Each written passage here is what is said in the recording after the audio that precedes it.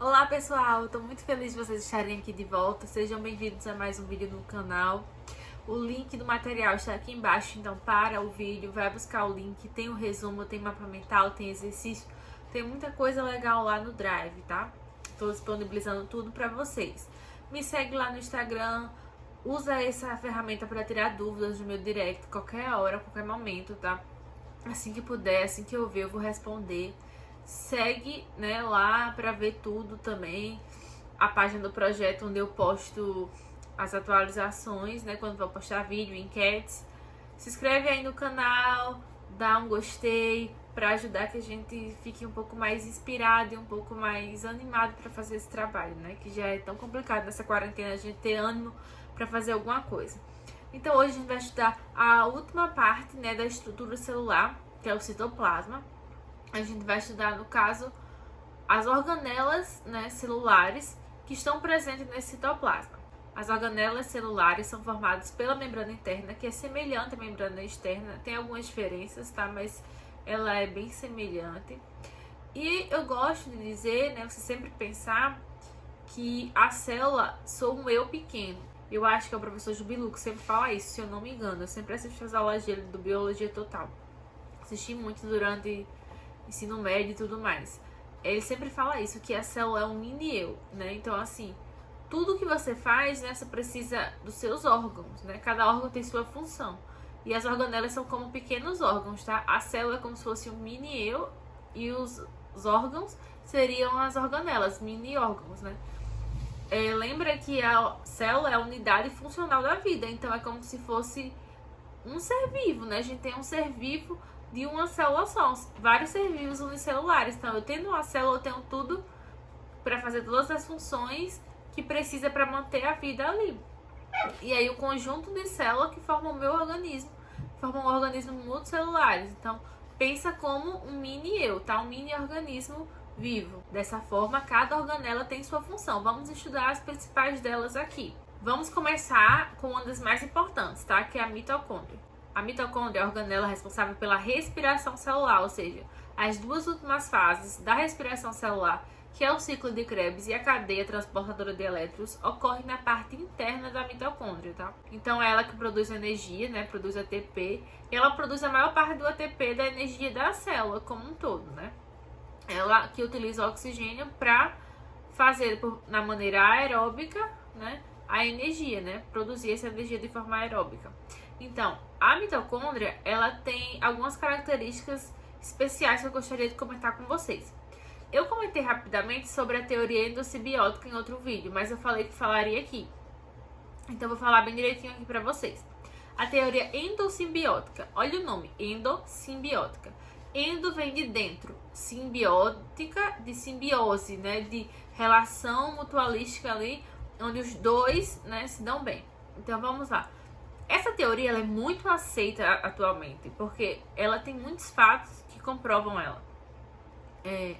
A teoria endossimbiótica diz que a célula eucarionte, né, era uma célula que precisava de produzir energia em grande quantidade, porque as formas anaeróbicas da célula são muito pequenas, né, muito pouco eficazes para produzir energia.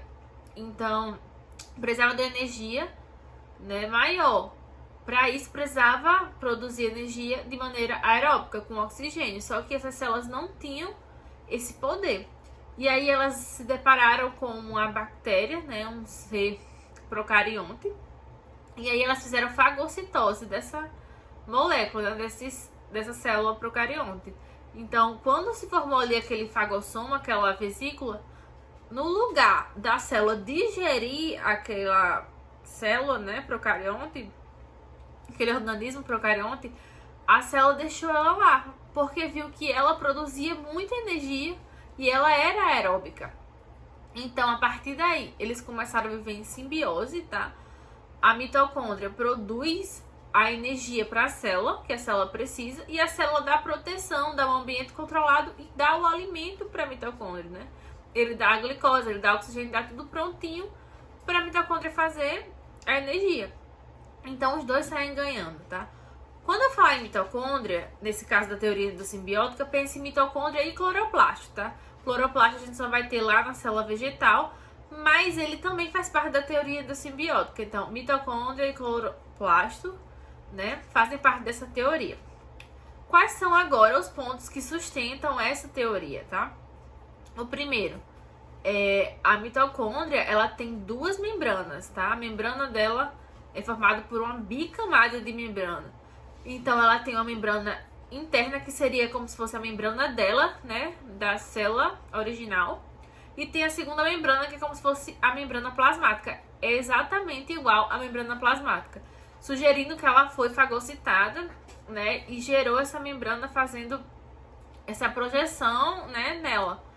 Então, quando ela entrou, ela ficou com a sua membrana e a membrana plasmática que veio naquele vacúolo que ela entrou, tá? Naquela bolsa. O segundo ponto que sustenta essa teoria é que as mitocôndrias e os cloroplastos têm DNA próprio circular, semelhante aos das bactérias.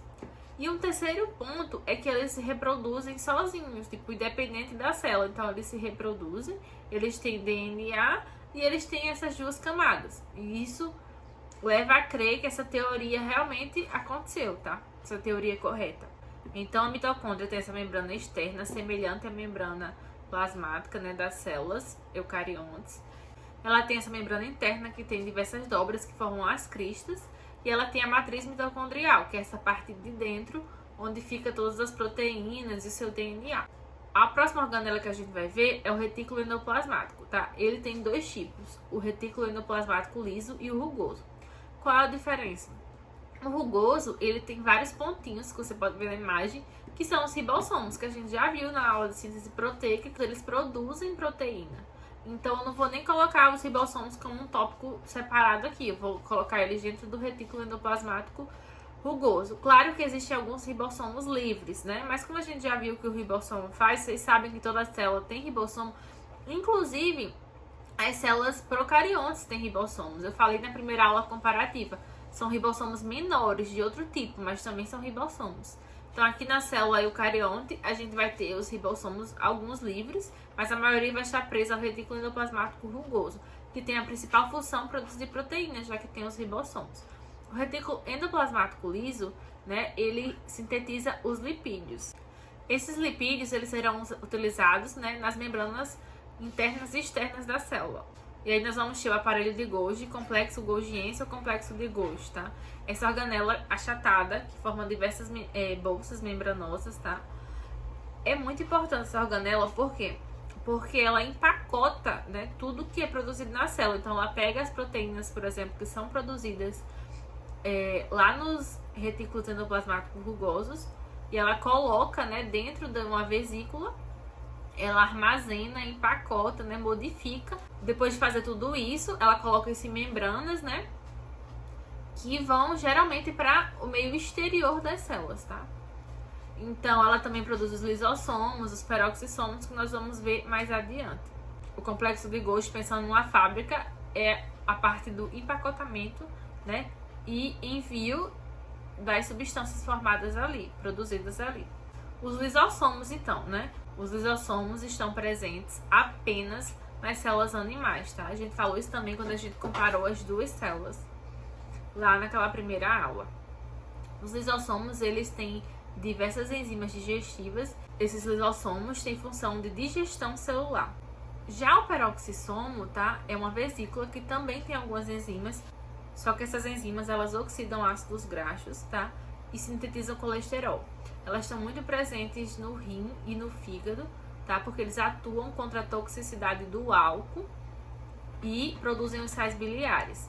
Então, nessas reações de oxidação, eles produzem muito peróxido de hidrogênio. Por isso, o nome peroxissomos. Agora, nós vamos ter os vacúolos, né? Os vacúolos são grandes bolsões formados por uma membrana, né? Com um conteúdo aquoso ali.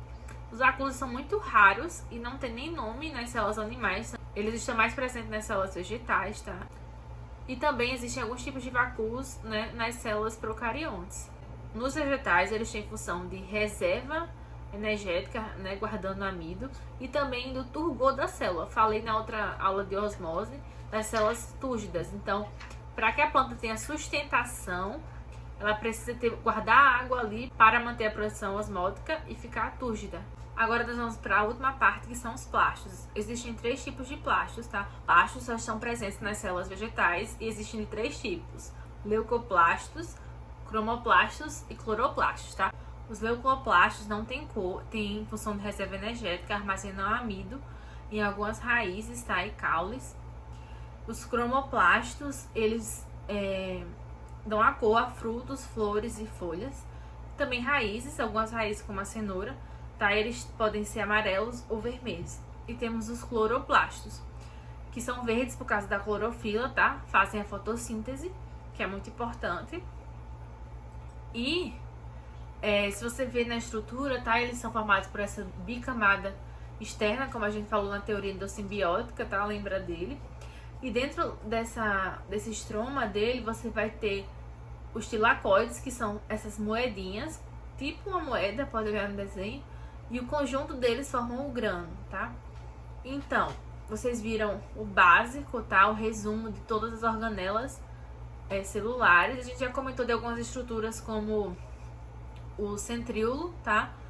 Lá nas primeiras aulas, mas a gente vai ver melhor nas próximas aulas de divisão celular. A gente também tem o citoesqueleto, tá? Que é uma estrutura, são teias, tá?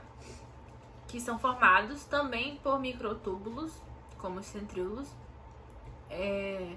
São formados nesse citoplasma, é uma rede mesmo de microtúbulos que deixa essa célula um pouco mais rígida, né? Dessa estrutura celular. Então, espero que vocês tenham gostado, tenham entendido. Dá um joinha, dá um gostei, comenta, compartilha com seus amigos, tá? Estuda, olha o material, me tira dúvida lá no Instagram. E é isso, até a próxima.